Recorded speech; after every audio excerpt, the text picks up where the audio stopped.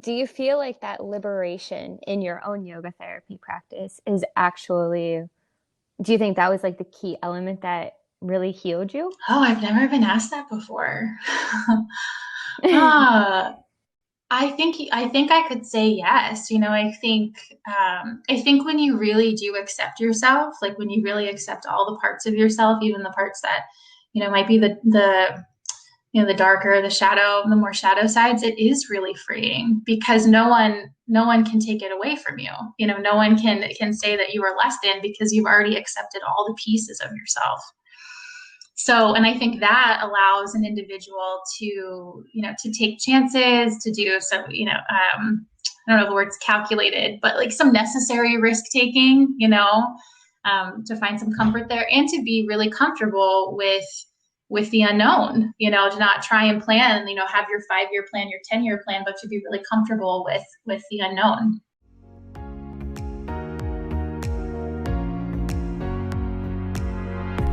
Hey everyone, my name is Sarah Tillamont and welcome to Her Ascension Story, the podcast that proves the world is transformed by every hero's personal adventure.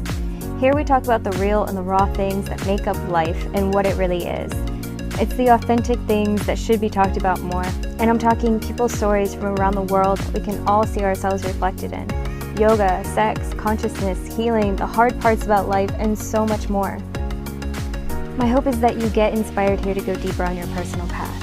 And if you like this stuff and you want to go deeper together, be sure to check me out on Instagram at Her Ascension Story or head to my website, herascensionstory.com, to book a session. Thank you so much for being here.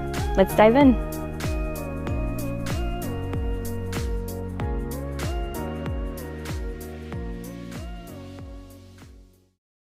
Welcome to season 3 finale, everybody. I just want to say thank you so much for being here and for listening, and of course to all of the incredible guests that have come on and shared their inspiring stories, because I could have never imagined that the show would be reaching over 50 countries in the world and continue to grow. So just thank you so much to everybody.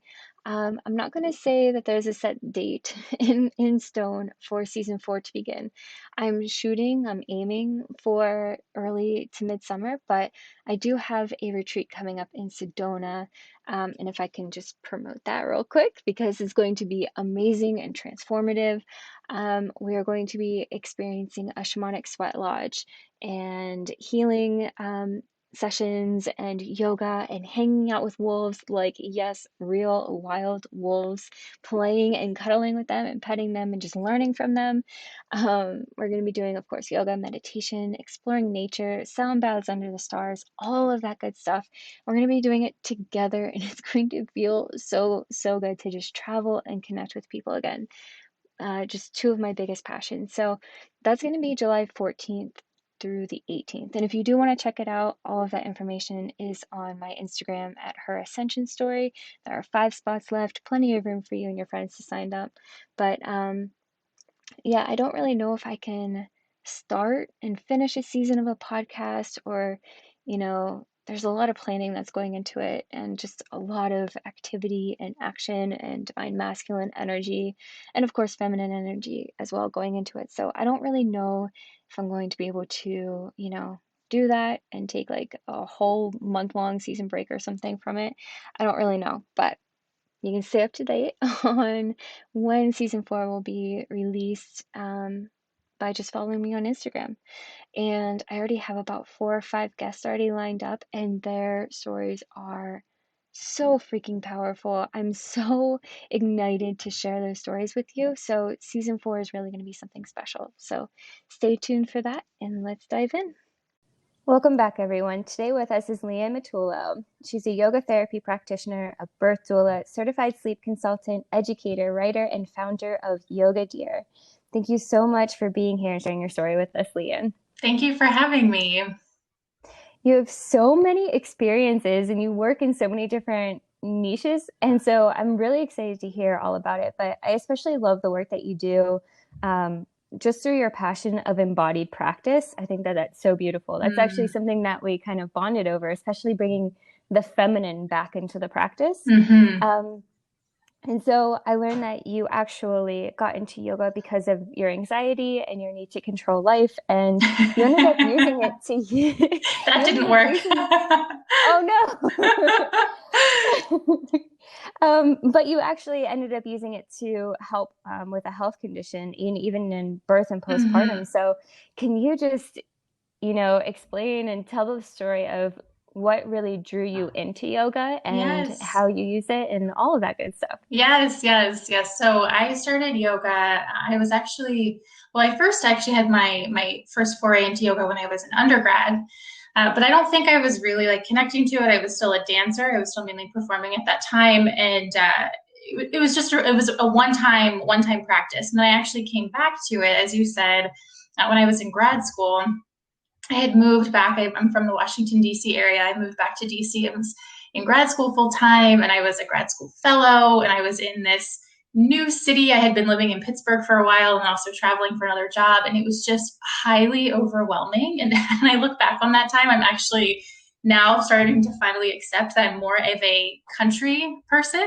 I really like nature. I really like the ocean, but here I was in the middle of a city. So I sought out lots of different things. You know, I saw a therapist. I tried different things at home, but really it was when I started to dive into my yoga practice there that I wasn't necessarily able to control my life, which is what I was getting at. But I was certainly able to soothe some of my anxiety and to take just a deeper look within me, like what was happening within me, why was this showing up, rather than seeing it as something to fight, if that makes sense. So Mm. that was my first foray into yoga, and it was really interesting. Within maybe a year and a half, I had started teaching yoga to inner city youth in DC. So I was teaching, not necessarily yoga, excuse me, I'll go back. I was teaching dance to inner city youth in DC. And so these children were in foster care. Some of them didn't really have parents or familial figures in their lives. And at the same time that I was teaching them, I was also healing myself initially in terms of anxiety and just really getting to know who I was. So I thought, wow, I could really bring yoga to these kids. What would that be like? And so that's when I started to train in yoga. As I did my first weekend training. It was a kids yoga teacher training, and I will never forget.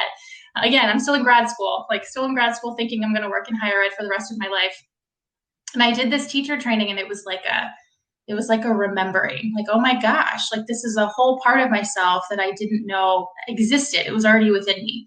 So that was my foray into study, and then also into teaching. And so, many years go by, and what I actually found was, okay, I'm doing a lot with my body, but I'm kind of hitting a wall. I'm kind of hitting a wall where I need to study some more. And around that time, I had moved, I had gotten a different job, many different things had taken place. And what I found, I had gotten married. And so what you had referred to was a health condition. I had been diagnosed with hypothalamic amenorrhea. And so this is something that at the time, I mean, this was maybe 6 years ago, it wasn't too long ago, but at the time, nobody was talking about it. Like, I couldn't find a podcast about it. I couldn't find articles about it, but essentially it's a condition of the reproductive system where it shuts down. And my husband and I had decided at that time, we had just gotten married and we wanted to start a family, but when you're not having a menstrual cycle, that makes it impossible.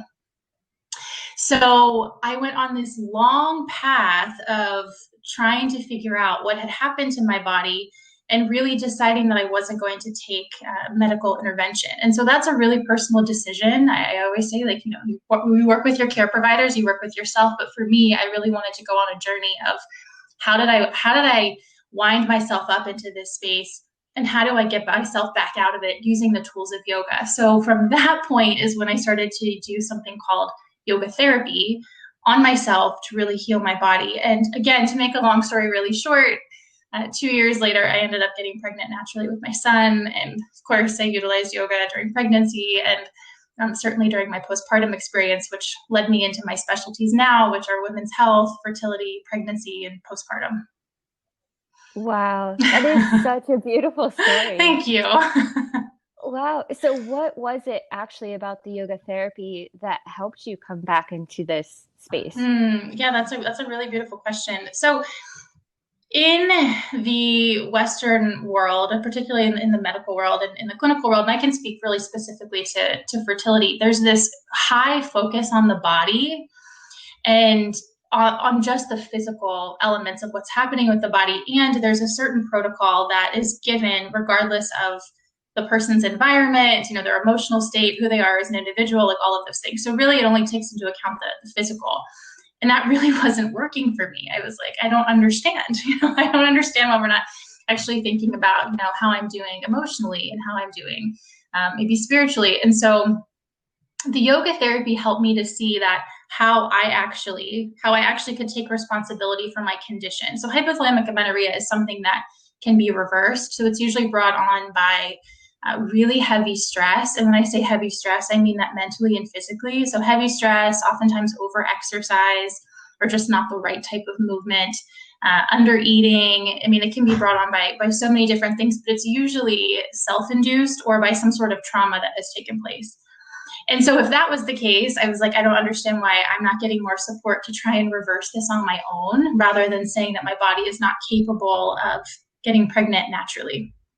When I'd ever had any issues with fertility before, or with menstruation before, any of those things.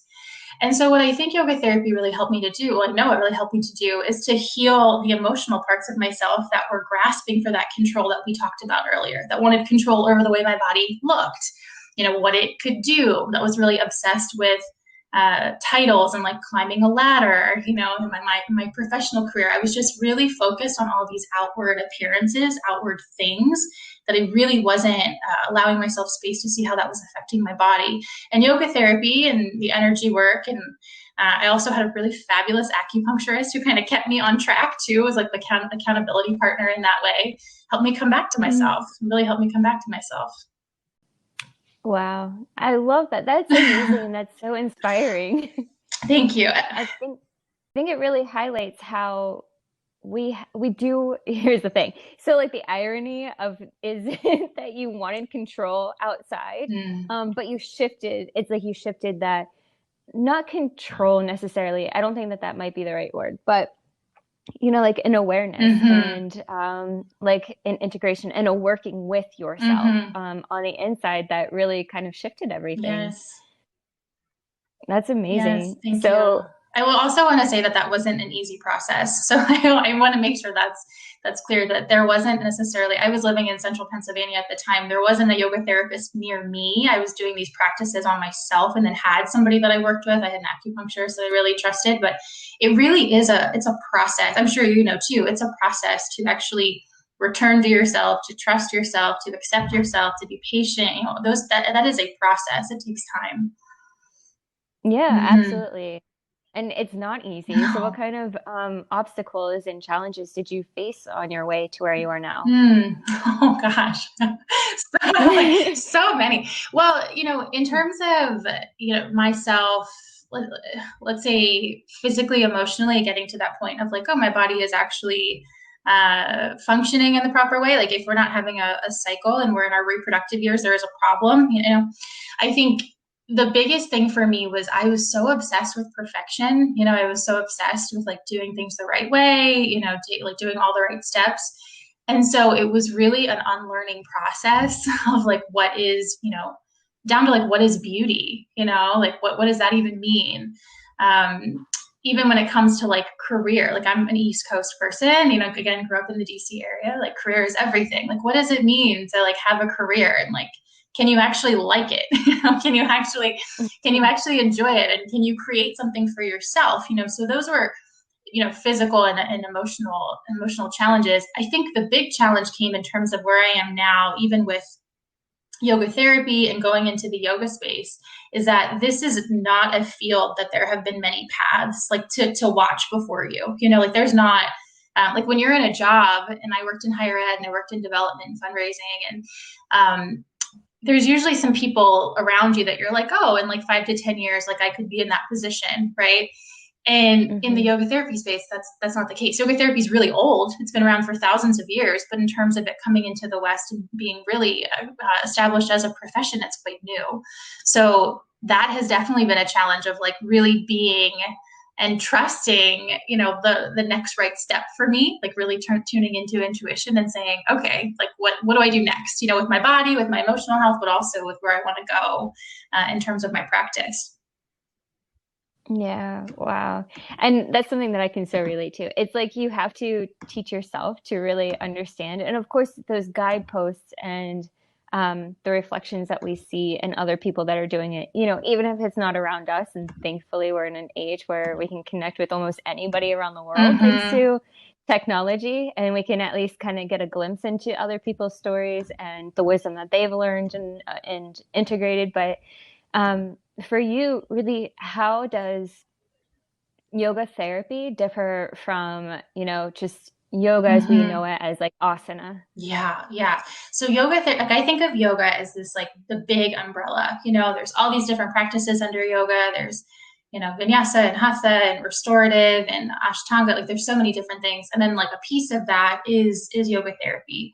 So yoga therapy, is different in that typically it's tailored to the individual or a small group who are working with uh, similar conditions, if you will. So it might be anxiety, it might be pregnancy, it might be something physical. It might be like back pain, and it's really tailor fit. And what is different is that when you're going into a yoga class, you're really, depending on the teacher, which I think we have a lot in common in this, you're really given a set of postures, and sometimes you're given some wiggle room on exploration of what works for your body and what you want to do, but oftentimes that's really not the case. Like you're really going in there and doing what somebody gives to you, which can be beautiful. Like I just did that this morning. I took a class online.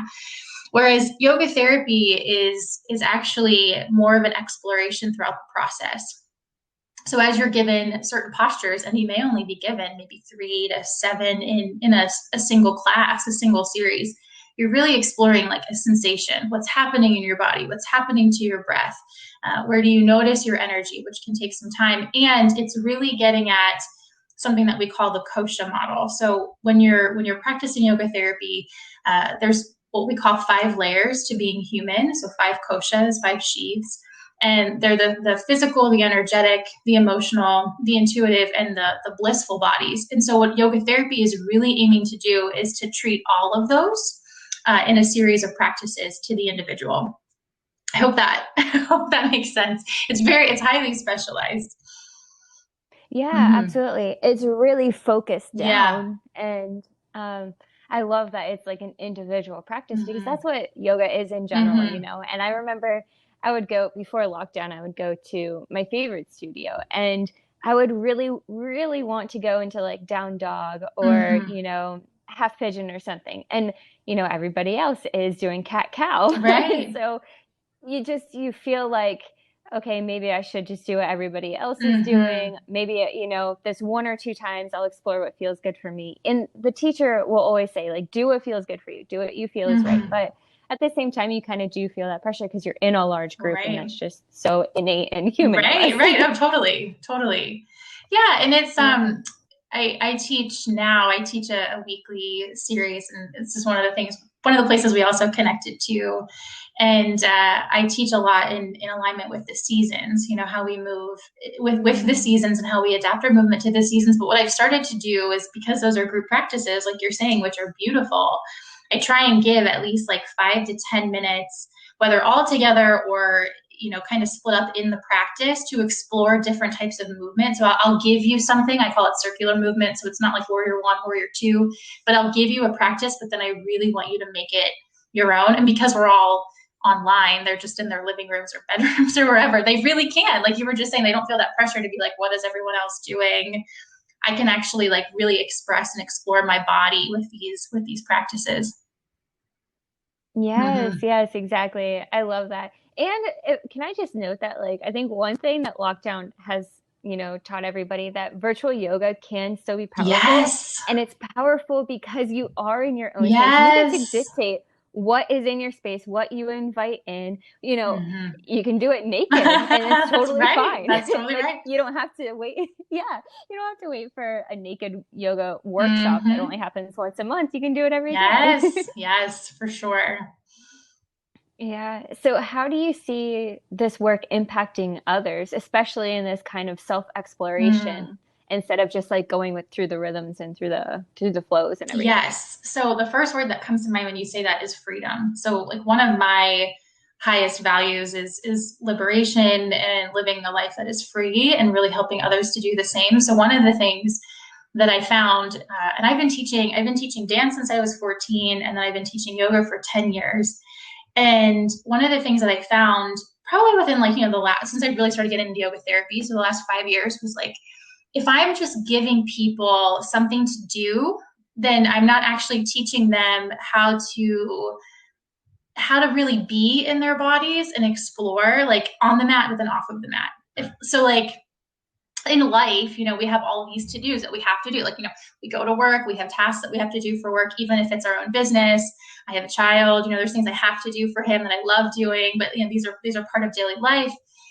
It's really giving us that chance to actually shake it up a little bit in the practices that I teach, that I hope that I'm teaching, is that I'm giving you this place where you may not have it in like the other hours of your day, to really explore how your body wants to move, how your body wants to express itself, and really like some of the stories that might be covered, and I mean that in like the good stories, like the things that you wish would come to fruition in your life. Like I'm really hoping that these practices feel so expansive that you feel comfortable in going to these depths that you may not give yourself space to otherwise.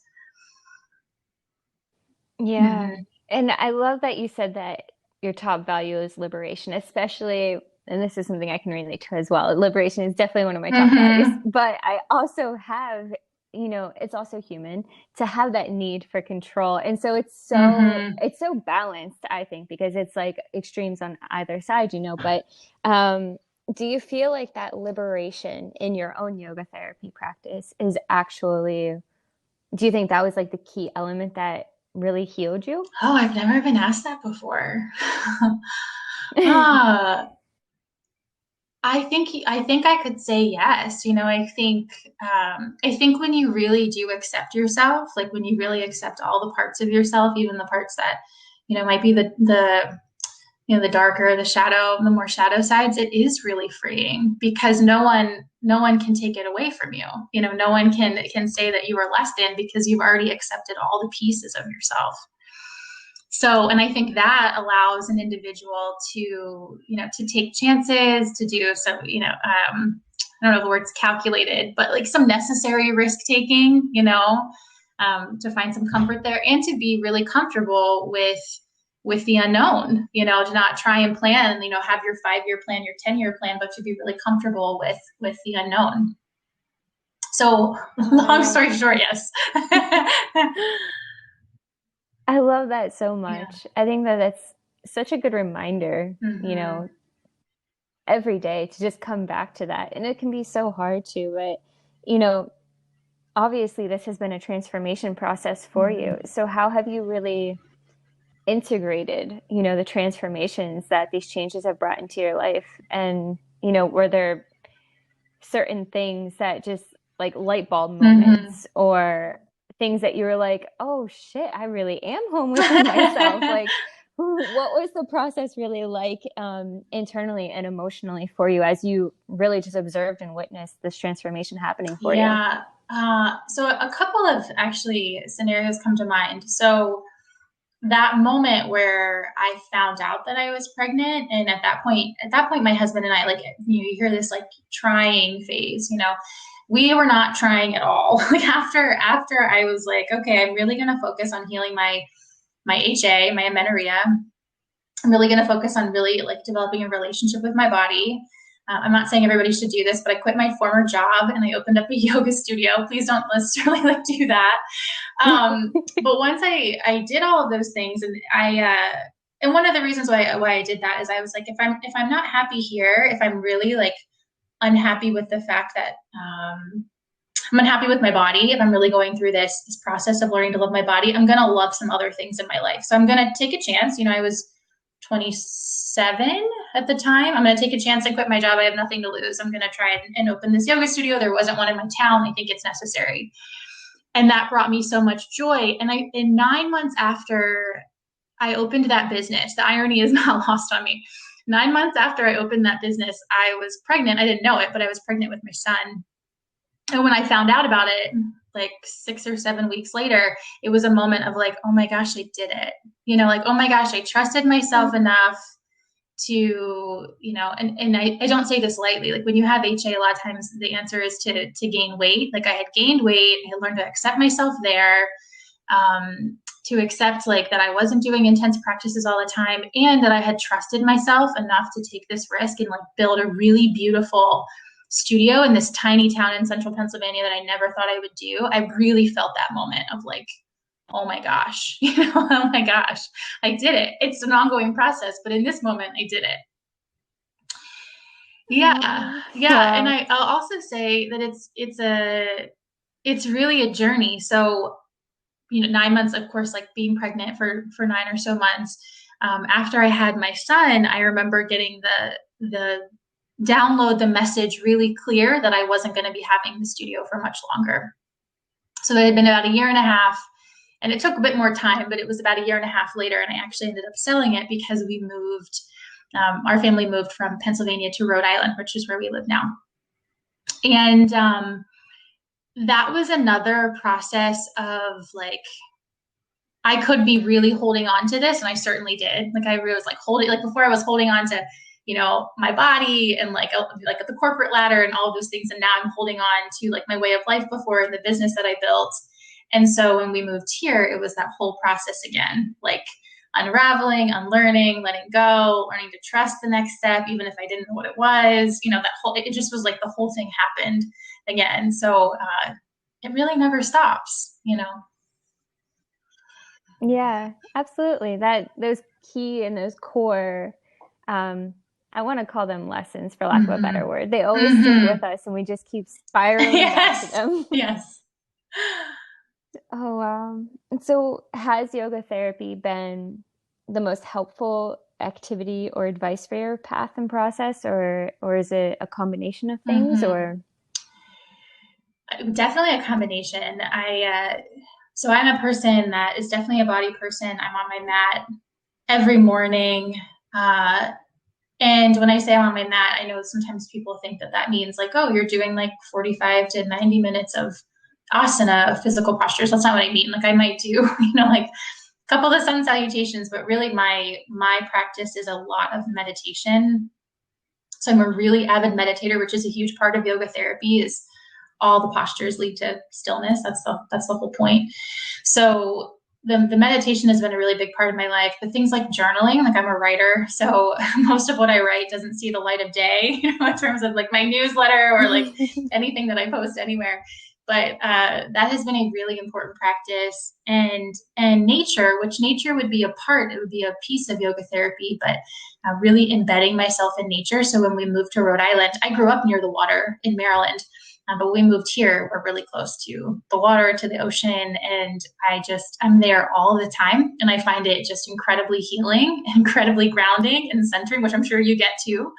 Sort of incredibly grounding and centering and inspiring.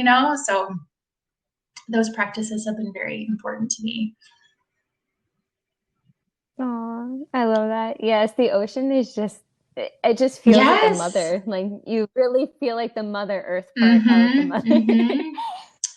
Yeah, for Yeah. sure. And she's Oh, like intense, and fierce, but also she can be so beautiful and still. It's just there's so many lessons in watching the ocean. Mm-hmm. absolutely. Oh man.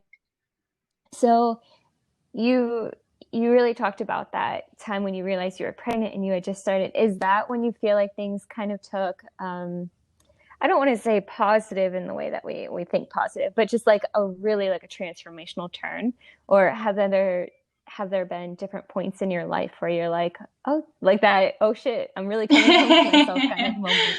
That definitely was one of them. I would even say like maybe even like 4 or 5 months before I found out I was pregnant. That was like I left because in that 2 years, like the year and a half, I was seeking like medical, meaning like Western medicine, clinical advice, and not necessarily treatment, but doing different procedures and protocols alongside my yoga therapy and my acupuncture.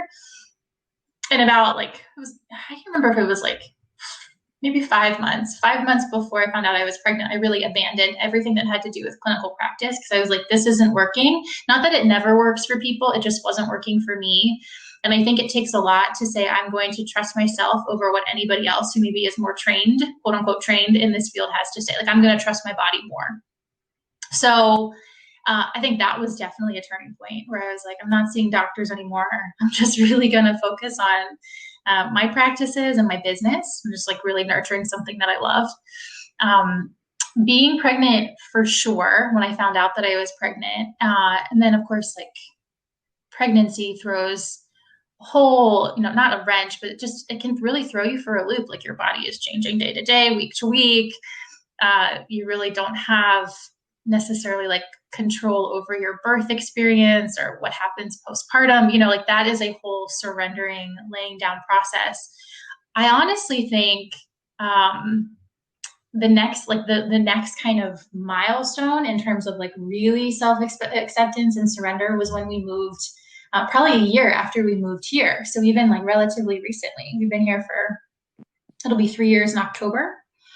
And a year after we moved here, I was like kind of fighting with the move. Number one, I did not want to leave Pennsylvania.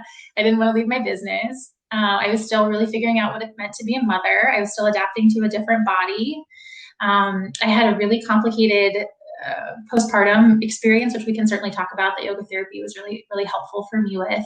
And so I was just, and I also didn't know what was next. I didn't have a quote unquote goal. I didn't have like, this is what I'm going to do next. I'm going to build a yoga therapy practice. I was just really like flowing, and I think that's really what the ocean gave me is like, can you just ride some waves right now? Can you just coast right now? And really trust that. Like, that's all that life is asking you to do. Like, you don't have to worry. Can you just coast right now? And there's probably a lot more I could say about that, but that was definitely another time. Because I think in life, like we think we constantly have to be going, doing. We always have to have a plan. If there's not a plan, like we'll freak out. Or if we have a plan, there has to be a plan B. And sometimes I really don't necessarily believe that that is true. That it's really okay to coast for a bit and to explore. I wholeheartedly agree with that. And can you expand on that more? Because it's such a, just, I want to call it a spiritual journey. I think it's just a modern human journey now that like everybody is experiencing some kind of change and shift in their life where they really just kind of rebirth themselves into a whole new life. And so as you do that, you get the hang of it. And then the universe seems to be like, oh, okay, you can handle this. Well, let's take it up a notch. And so then you are forced to flow and you are forced to just open and receive and really dive into that divine feminine energy that we all hold, no matter what gender body we have. And it's really just all about, receiving and that intuition. Like you will know when it is, and that takes so much trust, and all of these are divine feminine traits. So what was your experience going through that, and really what made you actually, A, have trust, and B, like, was it intuition that gave you the nudge to, take you where you are now? Yes, to the intuition. Yes. And sometimes I'm definitely not like some guru enlightened person, because I definitely still fight with my intuition. For sure. Like really, like that's that's the next step. That doesn't sound very exciting. Like that's definitely been a part of it. But when I've been a movement person essentially my whole life. I started dancing when I was 3, and I really stopped performing when I was like 22, 23. And then I started teaching when I was 14 and got into yoga when I was like 21. So movement has always been a really big part of my life. And what I started to realize is and this is the whole point. Like, I really believe that the way we move is the way we live. And so I really started to notice, even pre me really diving into the divine feminine, I really started to notice those times where I felt really expansive and those times where I felt really contracted, like in my body, like those times where I felt like my breath was moving. I felt really fluid, like I was walking with ease. My movements are graceful. And those times where I felt really sharp and really stiff and really tight, my breath was really tight. And so for me, that was like my entry point into like what is the next right thing, like what feels good and what doesn't. And the hard part is that we've really been we've really been conditioned in our culture to not value that, you know, especially I identify as a woman, especially as women, especially when we're girls, like we're not taught to say, hey, like you can really trust these feelings and these experiences in your body. We're taught to follow certain paths. You know, like you go to school, you're in school for a certain amount of time. You might go to college or a trade school. You might, you know, go to grad school, you get a job. Like you're kind of told to follow these paths. And you know, for me, like they just didn't fit. Like I never was able to answer a question ever in any interview of my life. Like, what is your 5-year plan? I'd always be like, I have no idea. Like, I don't like that just sounds, if I'm planning, then I'm not allowing for something really beautiful to come in, you know, like if I'm planning for Mm. that, then there's no Mhm. space, you know, to, like you were just saying, to receive something different. So for, you know, for me, the number one thing is the body. Like when I am thinking about something, or I'm considering, or I'm presented with an opportunity, does it feel expansive or does it feel like a contraction in my body? And can I really, really trust that? And, you know, the other thing is, I find, I want to be careful with my words, but I find in meditation, like when you're really diving into some of these contemplative practices, that inner knowing, whether it's logical or not, and it usually isn't logical, it becomes so much harder to deny. Like it becomes like an internal fight, like or an internal battle, and one that I just don't want to have, you know. And so when we moved here, the voice, or you know, my inner knowing, my intuition, my higher self, like whatever you want to call it, was really kind of asking me to take it extremely slow. My business in Pennsylvania grew really fast. And so this was a time of like, go really slow, take your time, like really focus on your spiritual practices. And anytime I tried to speed it up, something would happen, you know, like I would start to feel like overwhelming exhaustion, or I would get an injury, or I would just get like really overwhelmed with my work. And so I really just have, and again, I'm not perfect at this, but I really like every day. It's almost like an intention for the last probably 2 years of like, what can I allow today? Rather, what can I plan all the time? Mm-hmm. Mm. Yeah, so, so, so It's not true. easy, right? Like you kind of are like, yeah. And even if I make like every night before the next day, I make like a list of 3 things I want to do the next day. And usually I do them, but there's still a flow element to them. Like sometimes I'll move this piece actually over here, or, you know, I really like to be with the energy of the day. That can be kind of hard to explain to folks who might be like very like rigid in their approach, or very type A, which I used to be. I'm a reformed type A person. Yeah. Reform type A. I mean, so like the challenges that came with reforming a type A personality, it's almost like rehab for, I said the modern human Mm-hmm. experience. So many of us have been taught and conditioned to be Yes. type A. And to constantly be on the ball and to Mm-hmm. know, like just know Yes. everything. And so really, for the people listening, what would be the biggest advice that you could give them, um, if they're like, everybody, if you're in that type A personality, I think that it's something that we can also Mm-hmm. shift, and be very Mm-hmm. fluid with. We can be type A when we need to be, and we can back off. And like, it's also like this masculine and Yes. Mm-hmm. feminine play at the same time. But so for the people that are just constantly go, go, Yes. go, the sympathetic nervous system just can't shut off and can't have some rest, have fight or Mm-hmm. flight. What would you say? Like, what would be the biggest advice that you could tell them? Yeah, I when you were just talking about that, I was like, let me just do a mudra real quick to connect with this, because one of the things that I ask a lot of individuals that I work with that are in that state of like going all the time, and really having a hard time slowing down, what we might call vata, you know, very vata energy in Ayurveda, very like in the Hmm. head, airy, kind of scattered, kind of flighty, moving from task to task really fast. To really get them grounded, you know, more into that like kapha energy, I usually ask like, where's the joy? You know, like where's the joy? Where's the pleasure? And that usually, not always, but that usually, or they're like, there's no joy. There's no joy right now. There's no, what do you mean Mm. by pleasure? What does that mean? But usually that does stop all of us, in our tracks for a moment to say, oh, wait a second. Of all these things that I'm doing, that I'm supposed to be achieving, and I'm moving so quickly, where is the joy? Or it's a pause of, I don't even know what pleasure is. Like, what does pleasure mean? What does bliss mean?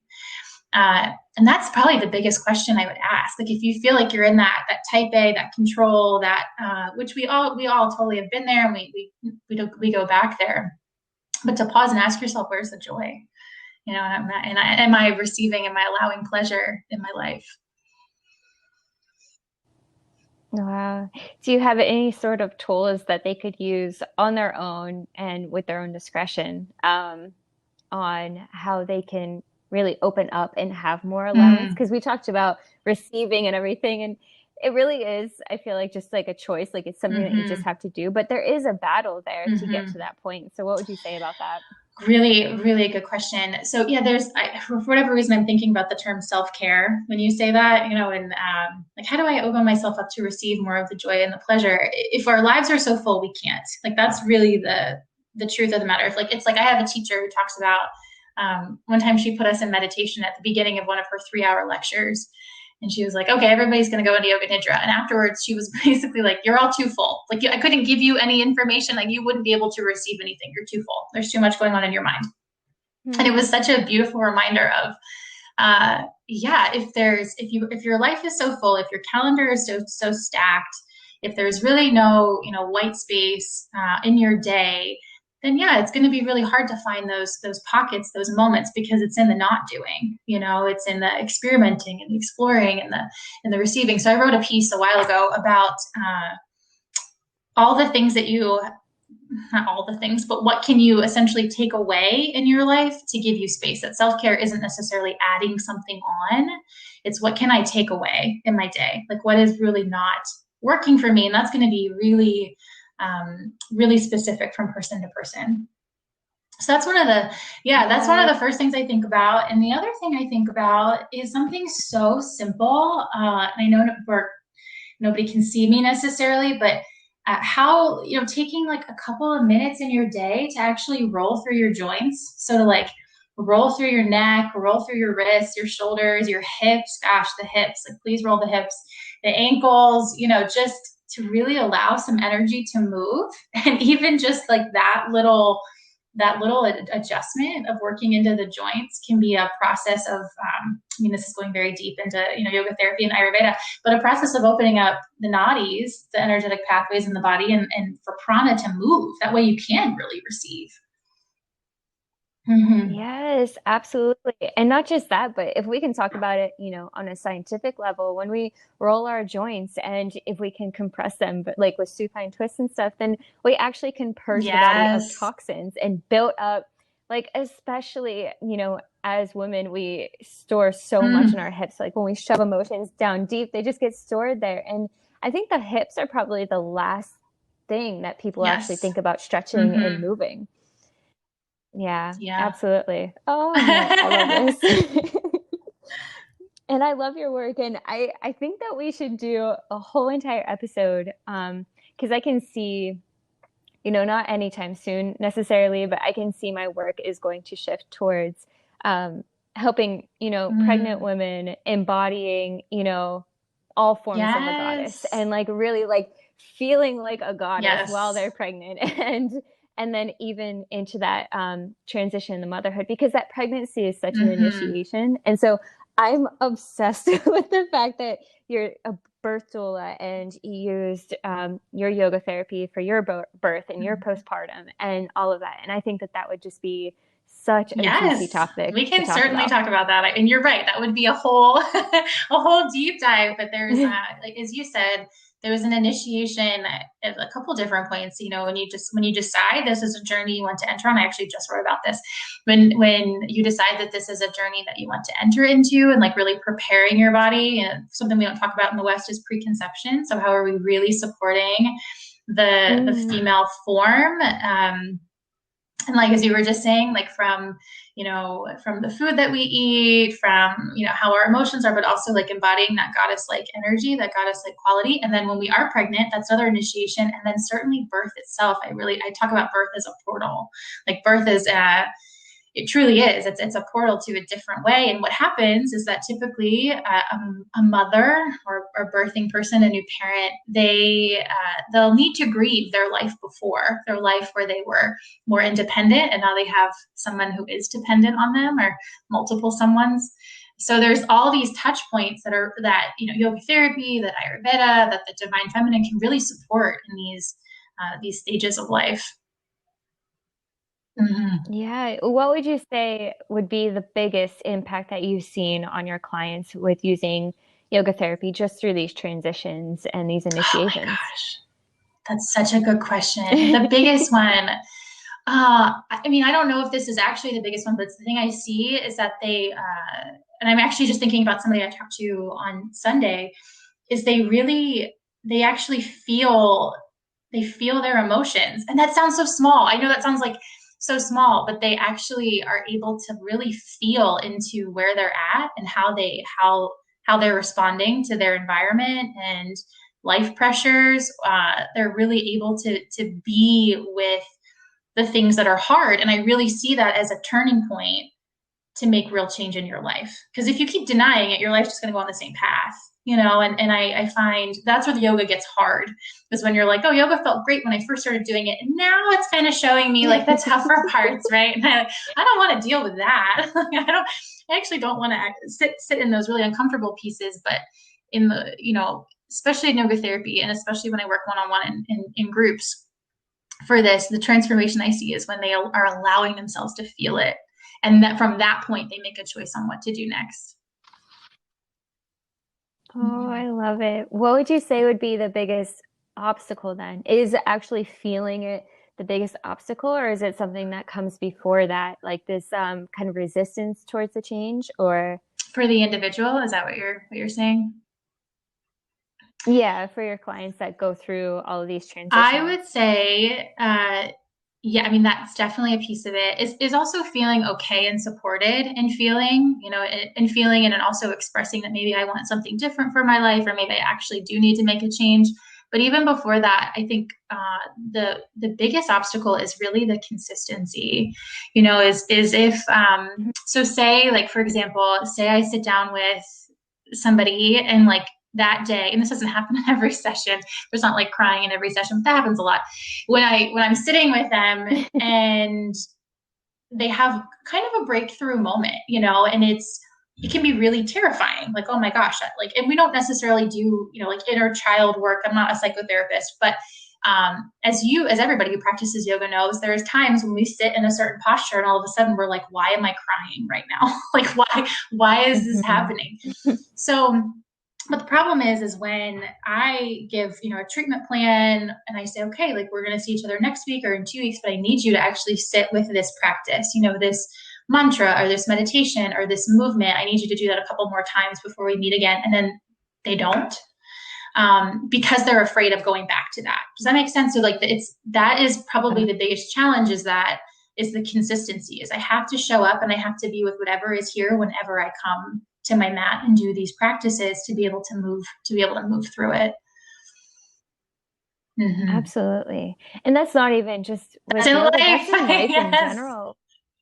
Yes. Yeah. And I mean, I think that I think that's the biggest thing. Like we don't necessarily like I hear people, telling other people, you're so brave for, healing and Mm-hmm. breaking past all of that. And I don't know if it's necessarily bravery or courage, but that Yes. consistency that you said, just that Mm-hmm. willingness. Like that's all. You don't have to like be courageous or brave. You just have to Mm-hmm. be willing to show up because so many times, like even in my own personal journey, something cuts so deeply the Mm-hmm. first time, but then after that, it's like, okay, I know I'm going to go deeper with it, but it's not as painful because that initial like sharp pain Yes. is over. And now it's like the healing process has finally started. It's like ripping Mm-hmm. off a band-aid, That's so you know, beautiful. ripping it off Mm-hmm. hurts. Mm-hmm. Yeah. Yeah. but then you let you air it out. And that's what that healing process is. You just keep airing it out, and then it just keeps, it just keeps Yeah, healing. that's so beautiful. That's so true.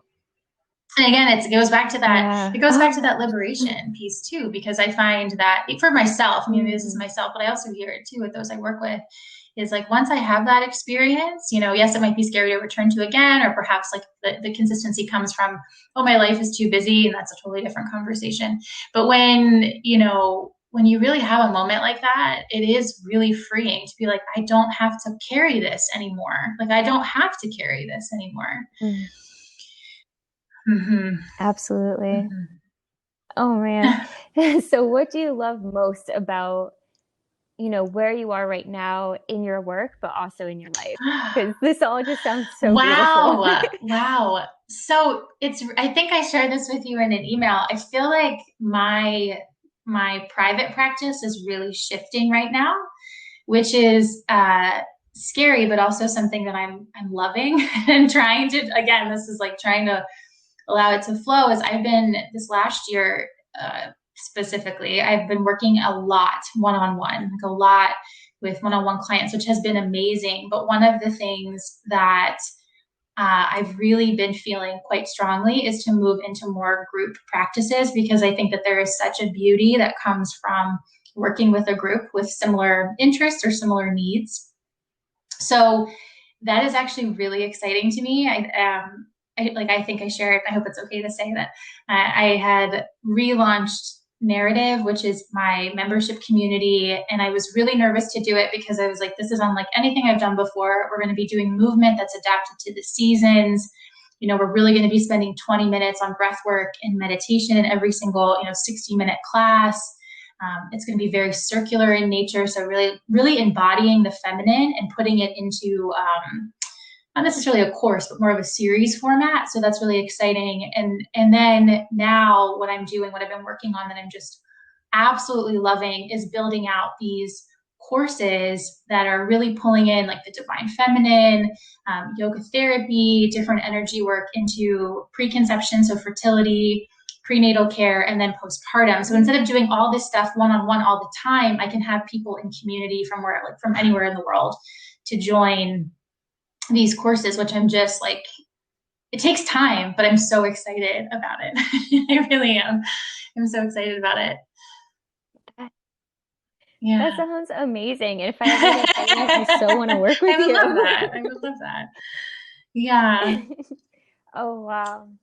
So, you've shared so many nuggets of gold here. And I know I'm now, like, I knew your work before, but now I'm so much more interested in just like keeping up and Thank following what you're you. doing. So, for people who want to do the same, and for people who actually do want to work with you, how can they find you Yes, in your work? thank you for asking. The best way is to go to my website. So to go to yogadear.com, and dear is DEAR, like dear diary, or if you're writing a letter. And so that's where you can read. I have a whole section on like what is yoga therapy. I have some free downloads there too. I'll actually be adding some new ones. So I have yoga nidra meditation that's really beautiful. It's actually beautiful now as we're coming out of this new moon. I don't know when this is going to air, but right now we're coming out of a new moon.